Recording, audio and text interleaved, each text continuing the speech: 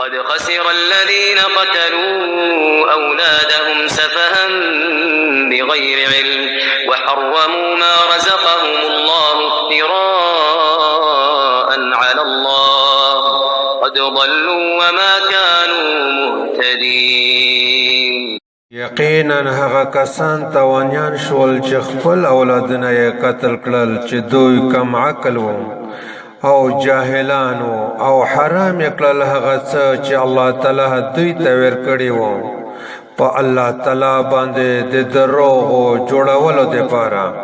یقینا دوی گمراهان شول او دوی هدایت مندون کې نه وو. وهو الذي أنشأ جنات معروشات وغير معروشات والنخل والزرع مختلفا أكله والزيتون والرمان متشابها وغير متشابه كلوا من ثمره إذا أثمر وآتوا حقه يوم حصاده ولا تسرفوا إنه لا يحب المسرفين.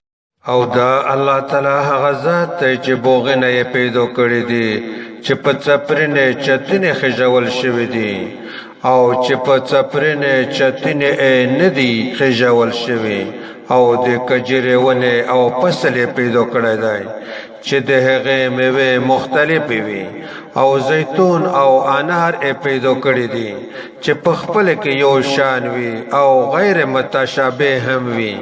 تاسو د هغې میوې څخه خورئ کله چې میوه وکړي او د هغې حق عشر زکات د ربلې په وخت کې ورکړئ او تاسو اسراف مه کوئ. بېشکه هغه الله تعالی اسراف کوونکی نه خوښوي.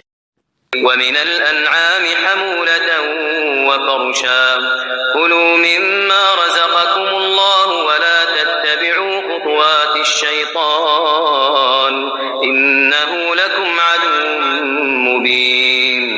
او الله تعالی پیدا کړی دی په څارویو ځناوره کې بار وړونکي او وړوکي قد والا چې بور نشي وړی نو تاسو له هغه ځنې خورئ چې الله تعالی تاسو ته درکړي دي او تاسو د شیطان د قدمینې پیروي مه کوئ.